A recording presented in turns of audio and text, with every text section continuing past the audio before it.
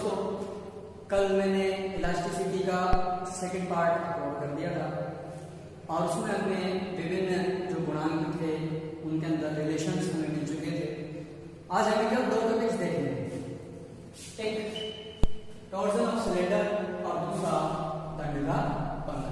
केवल दो टॉपिक देखेंगे जिनसे आगे के जो 4 एक्सपेरिमेंट्स आपके इस लेसन में, इस यूनिट में है, वो चारों एक्सपेरिमेंट्स से हो जाएंगे। वो चारों एक्सपेरिमेंट में है नंबर 1 पॉइजन रेशियो वाला, नंबर 2 जो सूवी का वो है अवरोधन गुणांक ज्ञात करना, नंबर 3 कैंटिलीवर। इस टाइप के जो 4-5 प्रैक्टिकल है, 4-5 प्रैक्टिकल टॉपिक है, वो इन दोनों को पढ़ने के बाद नहीं क्लियर हो पाएंगे। तो इनमें से आज पहले इसको और फिर इसको हम स्टडी करने वाले हैं। कल तक जो स्टडी हम लोगों ने किया वो हमें अच्छी तरह पता है, याद है।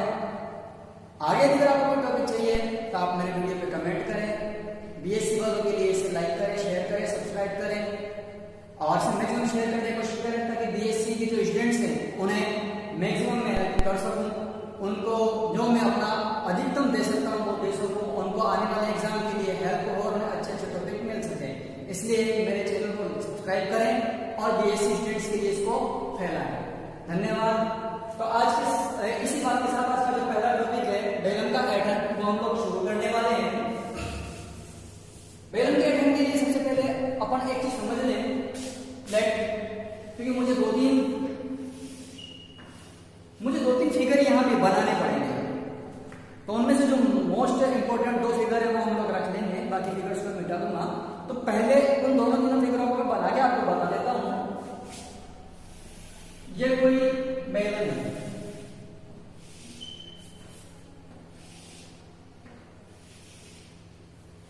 ये कोई बेलन है। देखिए 1 2 3 4 और 5, ये 5 फिगर्स हैं।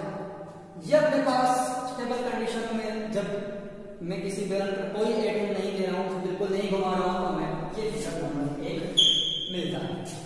यदि अगर हमने उसके एक सिरे को पकड़ करके और दूसरे सिरे को हल्का सा घुमाया, तो ये जो ए है, ए हमेशा इस पॉइंट पे रहेगा और बी जो यहां था, यहां से यहां पहुंच जाएगा। बी वाला बिल्कुल ये इस तरह से था, हल्का सा घुमाया तो ये जो अंगूठा मेरे मुंह के सामने था वो उसकी जगह पर कहां पहुंच गया, यहां पहुंच गया।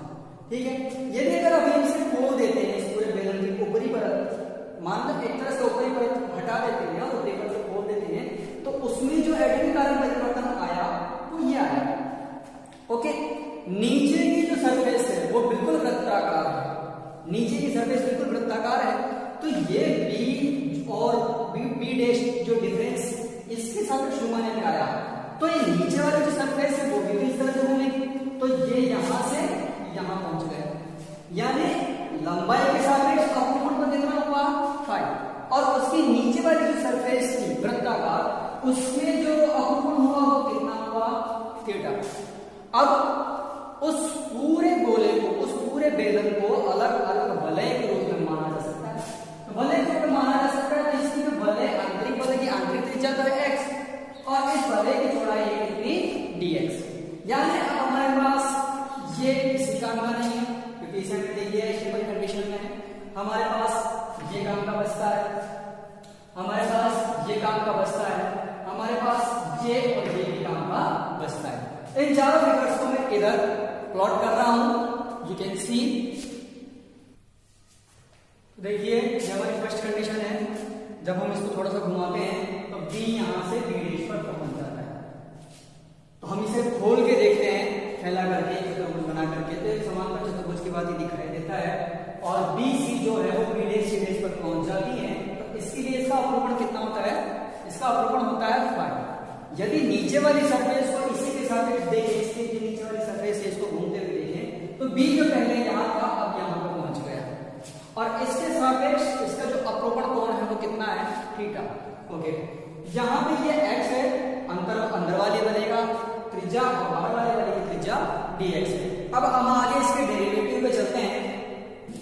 ओके, देखिए स्टार्ट करते हैं। तो स्टार्ट करने के लिए हमें सबसे पहले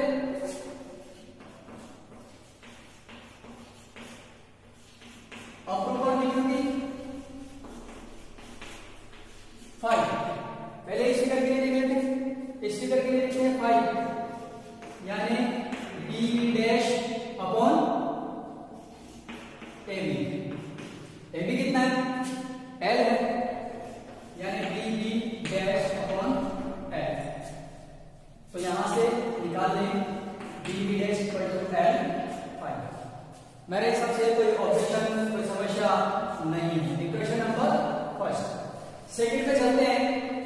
ये अपने ये फिगर कंप्लीट कर लिया, अब इस फिगर पे आ जाते हैं। ओके, थर्ड फिगर पे by first figure, by third figure. तीसरे फिगर से देख लेते हैं। तो theta equal to X upon sorry B dash upon X. Okay, B dash equal to theta X. Equation number 2। हमें इसके लिए निकालना है, इसके लिए निकालना है तो फाई का मान हमें निकालना है। फाई का मान निकालना है तो बाय 1 एंड 2 देखिए बी डैश ये है, बी डैश ये दोनों को इक्वल कर देंगे तो L phi equal to X theta. This implies that phi equal to X upon L into theta. Equation number 3। ये हमें 3 इक्वेशन हमें मिल गई जो इसके लिए अपवर्ड गुणांक फाई का कंप्लीट मान है। ओके, अब यहां से देखते हैं ये जो अपवर्ड विकृति है एल, इसकी लेंथ में कोई चेंज नहीं होगा, बेलन की लेंथ हमेशा होगी वही रहने वाली। जो ये थीटा है ये हमेशा यहां एक बने रहेंगे अंदर वाली जो सपोजिबल है उसके लिए भी थीटा का मान वही रहने वाला है, बाहर के लिए भी थीटा का मान वो ही रहने वाला है। अब तो ये जो अपवर्ड है ये कौन सी लेयर का सबसे ज्यादा होगा, कौन सी लेयर का कम हो सकता है, कम होगा? अंदर वाली लेयर के लिए x का मान कम है इसलिए अपवर्ड कम होगा, बाहर वाली लेयर के लिए x का मान ज्यादा है इसलिए अपवर्ड अधिक होगा। यानी हम देखें तो जो आउटर सरफेस है, आउटर रिंग है,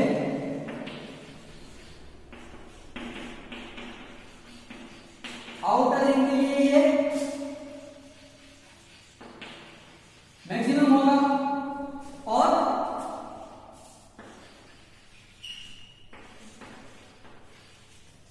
इनर रिंग, आंतरिक रिंग के लिए मिनिमम होगा। यदि बिल्कुल अंदर वाली वैल्यू होगी तो ये मिनिमम होगा और बाहर वाली वैल्यू होगी तो ये मैक्सिमम होगा। Depends on X. Phi is depends on X और ये एक्स क्या है, उस बेलन की जो नीचे वाली वृत्ताकार सरफेस है उसकी त्रिज्या। ओके, यहां तक कोई ऑब्जेक्शन हो तो कमेंट में कर दें, वैसे कोई ऑब्जेक्शन होना चाहिए। You may take screenshot.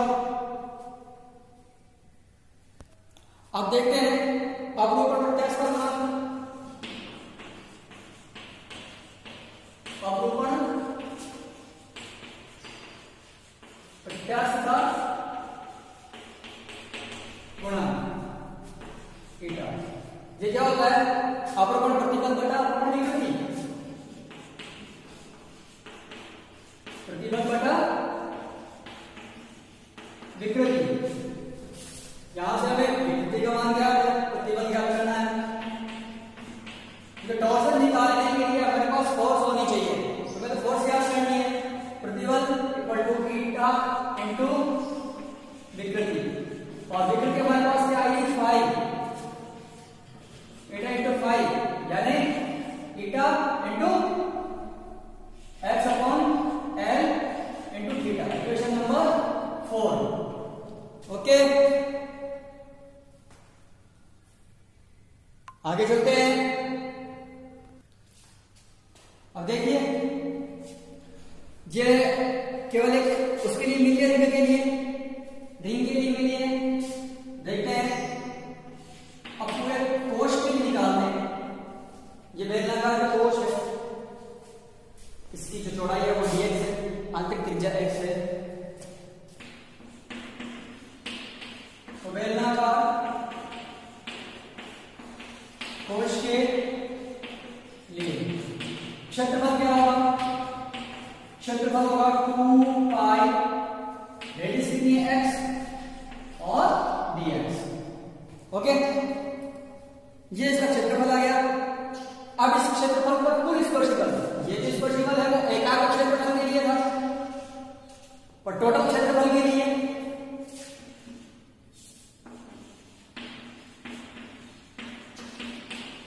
कुल क्षेत्रफल के लिए स्पर्शी प्रतिबल, इसको इससे मल्टीप्लाई करते हैं, theta x upon L theta into 2 पाई x dx। परंतु जो पूरी लंबाई है, पूरी लंबाई कितनी है, पूरी लंबाई कितनी है x, पूरी लंबाई कितनी है इस त्रिज्या की, इस त्रिज्या की पूरी लंबाई है x। ओके, x है ना,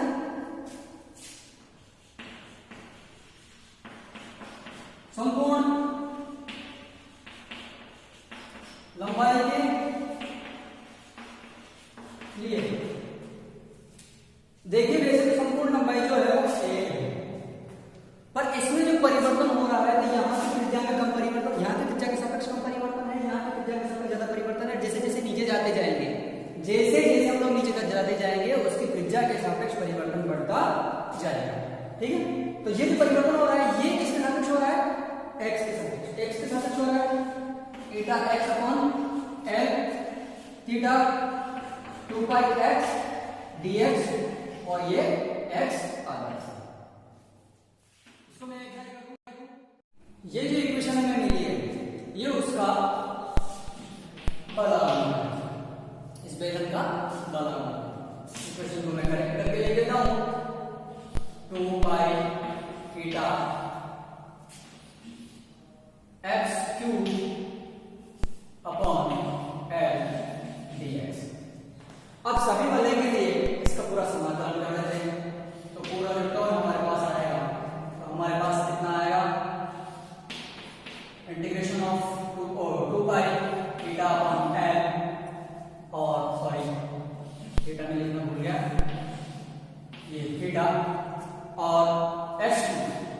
अब जो बेलन है इसकी जो त्रिज्या है वो 0 से लेकर के और r तक परिवर्तित हो रही है, 0 से r तक परिवर्तित हो रही है, x क्यूब dx हमें मिलता है 2 pi theta upon L theta और x की पावर 4 अपॉन 4 0 टू r,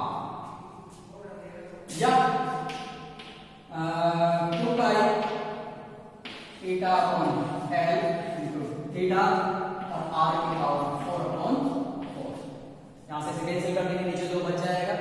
यदि अगर ये पूरे बेलन के लिए नहीं निकाला जाए और खोखले बेलन के लिए निकाला जाए तो मैं यहां से दे सकता हूं, तो बराबर यदि उसकी त्रिज्या r1 से r2, खोखला बेलन है तो खोखला बेलन में उसकी त्रिज्या r1 है, y त्रिज्या r2 है, integration of r1 to r2 x की power 4 upon x cube dx।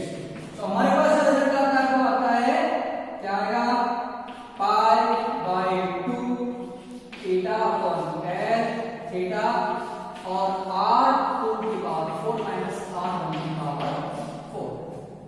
ये हमारे पास रिजल्ट आएगा और इससे हम देख सकते हैं कि ये जो टर्म है इसका मान यानी खोखले बेलन का मरोड़ी आघूर्ण बंटन आघूर्ण जो ठोस बेलन है उसके बंटन आघूर्ण से अधिक होता है। ये हम देखते हैं कैसे होता है, या आपके एग्जांपल में ये एग्जाम के हिसाब से इंपॉर्टेंट क्वेश्चन भी है, सिद्ध कीजिए कि ठोस बेलन का बंटन आघूर्ण खोखले बेलन के बंटन आघूर्ण से कम होता है। तो हम इस पे चलते हैं, उस टर्म में से हमने ये टर्म अलग निकाल के लिखी थी, ये जो है ये बेलन की मरोड़ी दृढ़ता कहलाती है। ओके, अब मरोड़ी दृढ़ता कहलाती है। सबसे पहले हम बात करते हैं कि बेलन का जो द्रव्यमान है, द्रव्यमान मान लो m है, उसका घनत्व घनत्व जो है घनत्व D है द्रव्यमान पदार्थ का, और खोखले बेलन की जो त्रिज्याएं हैं वो है R1 और R2। तो m इक्वल टू, देखिए हम यहां से ये जो मान निकालेंगे वहां से निकालेंगे, m equal to pi r square into d, और इसके साथ बेलन की पूरी लंबाई, बेलन की जो लंबाई है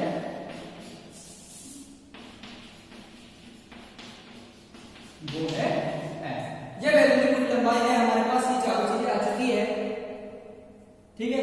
तो ये तो ठोस बेलन के लिए, ओके, ये ठोस बेलन के लिए है, और खोखले बेलन के लिए क्या है, ये तो ठोस और ये खोखला। अभी देख लेते हैं, सब कुछ हमें मिल जाएगा। ये पाई r2 square minus r1 square into d और f।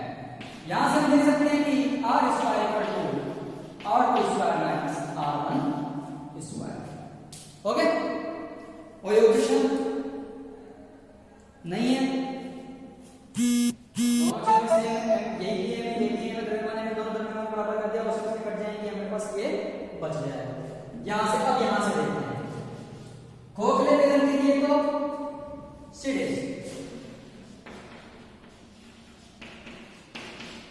और ठोस बेलन के लिए सी लेते हैं, ठीक है।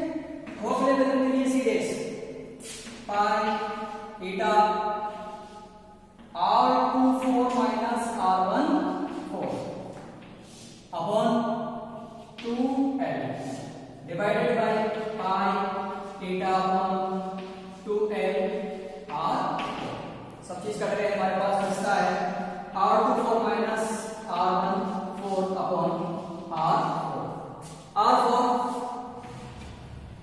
स्क्वायर वाले मान को, r4 को r स्क्वायर कर देते हैं, और r स्क्वायर के मान ये रखते हैं।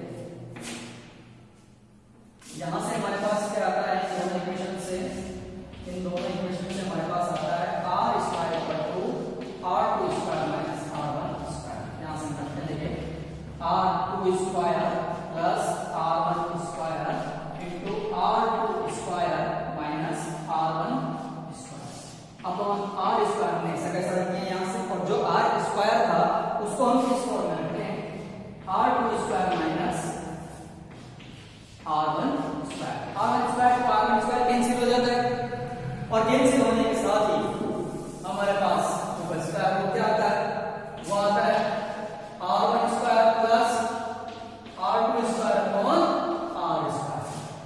c डैश और c डैश जो है खोखले बेलन के लिए है, और c ठोस बेलन के लिए। अब यहां से हमें इजीली पता पड़ जाता है, ये दोनों जो जिस कंडीशन में है, तो यहां से c dash greater than c, यानी जो खोखले बेलन की मरोड़े दृढ़ता है वो ठोस बेलन की मरोड़े दृढ़ता से अधिक होती है, ओके। नेक्स्ट टॉपिक है हमारा बेंडिंग ऑफ बीम्स, दंडों का बंकन। ये आज का दूसरा टॉपिक है। फर्स्ट टॉपिक था बेलन में अपरूपण, ये है दंड का बंकन, और इसी के साथ आज की क्लास खत्म होने वाली है। ये कोई दंड है, इसकी ऊपरी सरफेस ये है, नीचे की सरफेस ये है, और ये मिडिल सरफेस है। 1 2 एंड 3, 1 2 एंड 3, 1 2 एंड। इसमें चार सरफेस। सबसे पहले बंकन क्या होता है, इसके किसी भी एक सिरे को स्थिर कर दिया जाता है, दूसरे सिरे पे वजन लगाया जाता है या फोर्स लगाया जाता है, तो ये नीचे की तरफ झुकता है, और ये नीचे की तरफ झुकने के बाद में वापस साम्य अवस्था में आने के लिए प्रतिबल लगाता है, ताकि वापस ऊपर की तरफ आ सके, और उसे ही बंकन आघूर्ण कहते हैं। उसे क्या कहते हैं, बंकन आघूर्ण, ओके। अब इस जो ये दंड है, इसमें जो बंकन आघूर्ण लगता है या इस पर कोई बल लगाया जाता है, उसे झुकाया जाता है, उसमें चार सरफेस, चार तल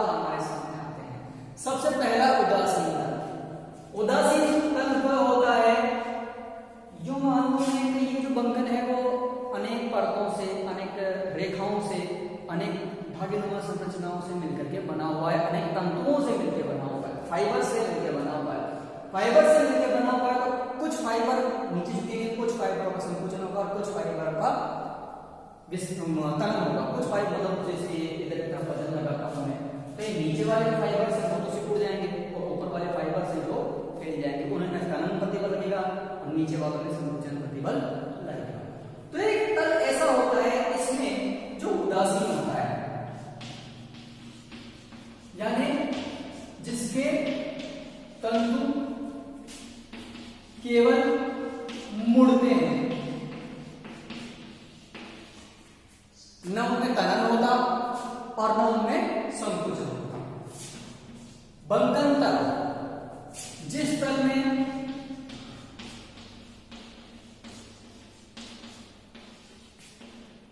दंड का बंकन होता है वो बंकन तल कहलाता है।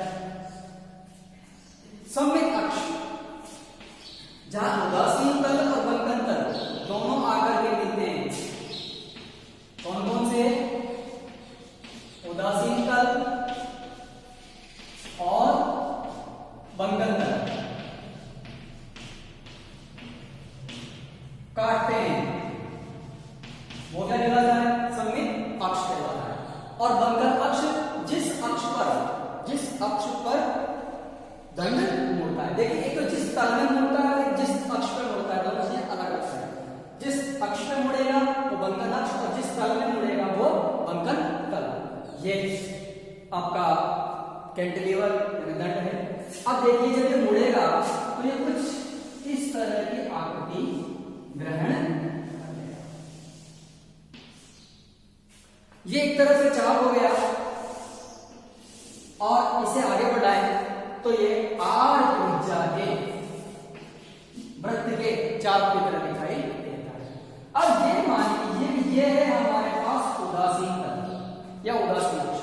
उदासीन अक्ष है तो इसके तंतु केवल मुड़ेंगे, ना तो संकुचित होंगे और ना ही ये संकुचित होंगे और ना ही ये एक्सपेंड होंगे। तो एक्सपेंड कौन से वाले होंगे? ऊपर वाले, और संकुचित कौन से वाले होंगे? नीचे वाले। और बीच वाले पे यानी उदासीन तल पर कोई फर्क हमारा पड़ने वाला नहीं है। ठीक है, अब ये कैसे वर्क करता है ये हम देखते हैं।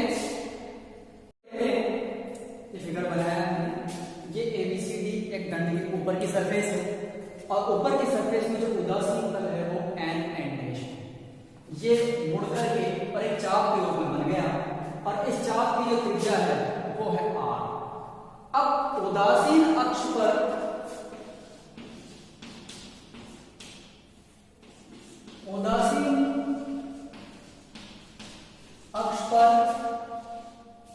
दो बिंदु हैं, P व Q। ओके, अब PQ जो है वो हमारे पास क्या है? विकृति है। तो विकृति PQ कितनी हो गई? लंबाई इंटू कोण, R इंटू थीटा। अपरूपण कोण है, ठीक है, अपरूपण विकृति हुई। अब देखते हैं उदासीन अक्ष से dz दूरी पर बिंदु P डैश Q डैश, तो वही वापस P डैश Q डैश के लिए अपरूपण विकृति निकाल लेते हैं। P डैश Q डैश के लिए अपरूपण विकृति हो गई कितनी? R प्लस R तो यही तक था, ये dz दूरी और है, R प्लस dz, ये इस चाप की त्रिज्या, इस चाप की त्रिज्या R प्लस dz और इस चाप की त्रिज्या R। और जो कोण है वो थीटा ऐसा का ऐसा है ही, उसमें तो किसी को कोई ऑब्जेक्शन ही नहीं है। ठीक है, अब इसका मतलब इस तंतु की लंबाई में हमारे पास वृद्धि हुई है। इस तंतु की लंबाई में वृद्धि हुई है, तो इस तंतु की लंबाई में वृद्धि हुई है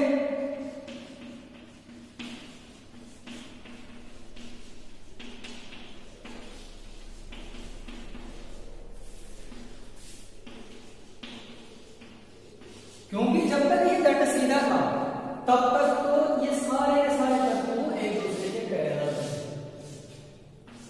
यानी इसमें कोई डिफरेंस ही नहीं था। अब उसकी लंबाई में वृद्धि हो गई, लंबाई में वृद्धि कितनी हुई, p dash q dash minus p बराबर 8 थीटा से 8 कट जाएगा, हमारे पास क्या बचा, थीटा इंटू dz, ये हमारे पास आ गया। ओके, अब मैं इस dz को पूरी z दूरी मान लेता हूं, सभी के लिए एक साथ मान लेता हूं। मान लो z दूरी पर है तो ये कैसे चेंज हो जाएगा, ये हमारे पास चेंज हो जाएगा थीटा इंटू z।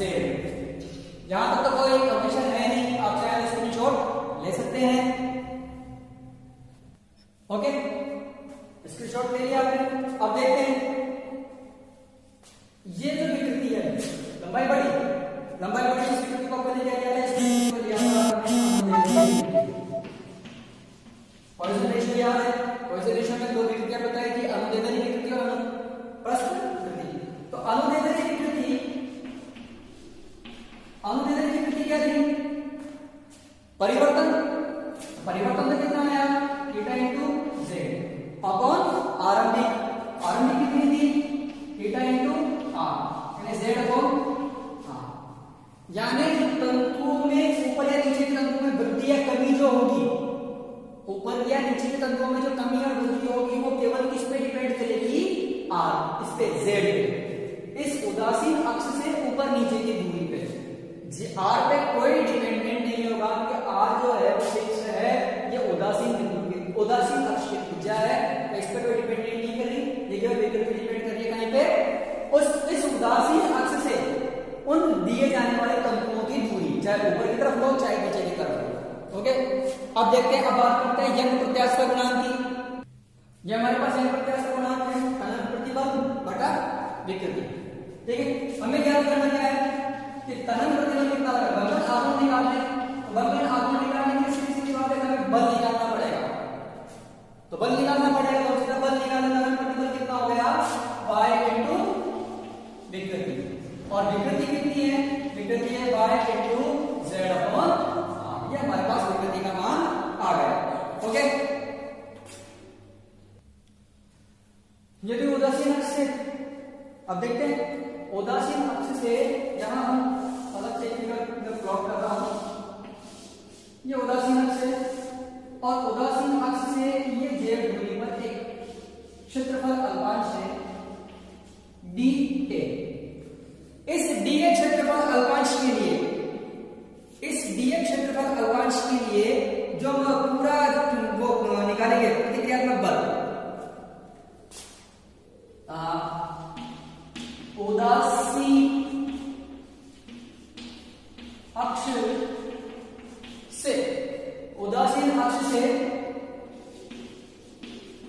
z दूरी पर dA अल्पांश क्षेत्रफल के लिए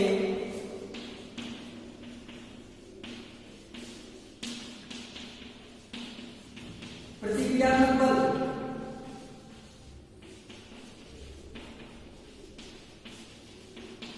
कितना होगा, जो होगा y into z upon r into dA, ये हमें प्राप्त हो गया। ठीक है, वापस उदासीन अक्ष के सापेक्ष ये जो आया था, अभी तक हम क्या मिला था, यहाँ पे हमें मिला था y upon r into delta a। Okay, और एक इसके साथ z की दूरी होगी थी। अब इस उदासीन अक्ष के सापेक्ष देखिए, समांतर अक्षों का जो प्रमेय है, तो समांतर अक्षों के प्रमेय में उदासीन अक्ष के सापेक्ष, तो इस अक्ष को भी अब देखिए, उदासीन अक्ष के सापेक्ष प्रतिबल कितना होगा, उदासीन अक्ष के सापेक्ष प्रतिबल हो गया, ये प्रतिबल तो हमारे dA क्षेत्रफल के लिए पहले ही था, और उदासीन अक्ष जो z है उसके सापेक्ष, उससे उदासीन अक्ष से दूरी, समान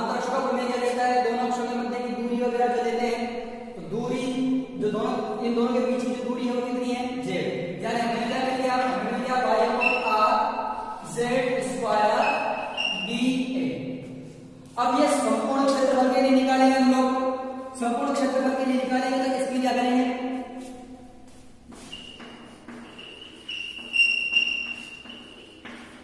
ये देखिए ए बी सी डी, इस संपूर्ण क्षेत्रफल के लिए निकाला। तो इस संपूर्ण क्षेत्रफल के लिए निकाला किसे, समाकलन से चाहे तो रिप्लेस कर सकते हैं और चाहे तो इसको समेशन से रिप्लेस कर सकते हैं। पहले समेशन से रिप्लेस करते हैं, summation of y upon r z square d a, ये हमारे पास नेक्स्ट टर्म आ गई। y अपॉन r हम क्या इसका गुणांक है, r इसका जो है वो ये रेडियस है, ये तो है नहीं आता। हमारे पास क्या बचता है, हमारे पास बचता है z स्क्वायर d, और ये पहले वाले में बता चुका हूं और इस वाले में बता रहा हूं दोबारा कि ये जो ज्यामितीय जो संरचनाएं पढ़ते हैं इसमें जो जड़ का आघूर्ण होता है उसमें द्रव्यमान नहीं लिया जाता, इसमें दूरियां ली जाती हैं। तो ये हमारे पास क्या किया, हमारे पास क्या है r × IG, इसका जड़त्व आघूर्ण, ठीक है। ये ज्यामितीय जड़त्व आघूर्ण है, ज्योमेट्रिक। अब IG का मान हम निकाल देते हैं। IG पर हमने क्या बोला, IG हमने बोला ये तो कांस्टेंट है, तो बाहर निकाल लिया हमने, IG आया z स्क्वायर d, इसको हम समाकलन से रिप्लेस, ठीक है। d a है, दो बार समाकलन होगा, इसे हम ये b समाकलन से रिप्लेस करेंगे, ठीक है। ये हमारे पास लंबाई है। अब दंड में लंबाई के अलावा चौड़ाई भी होती है और मोटाई भी होती है, ठीक है। सबसे पहले हम क्या लेंगे इसके अंदर, फर्स्ट के लिए मोटाई। अब मोटाई यहां b है तो इधर -b/2 नीचे की तरफ और ऊपर की तरफ प्लस के b/2, ये माइनस का b/2 ऊपर प्लस का b/2। उसके बाद मोटाई, थिकनेस, वही ये मध्य वाली अक्ष है, बिल्कुल बीच वाली मिडल वाली लाइन है।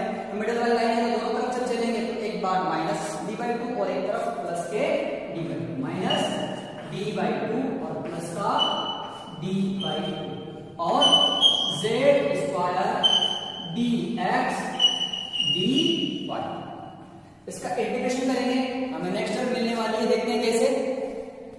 सॉरी dx dy नहीं, dx dz, क्योंकि ऊपर की साइड बढ़ रहे हैं, या इसलिए ऊपर की साइड बढ़ रहे हैं और दोनों तरफ इधर की तरफ बढ़ रहे हैं, तो dx dz, ओके। होता है bd3/12 कंप्लीट इसके लिए। और यदि अगर हम बात करें कि ये दंड जो है वो बेलनाकार हो, तो बेलनाकार हो तो इसका जो जड़त्व आघूर्ण निकलेगा वो निकलेगा πr⁴/4।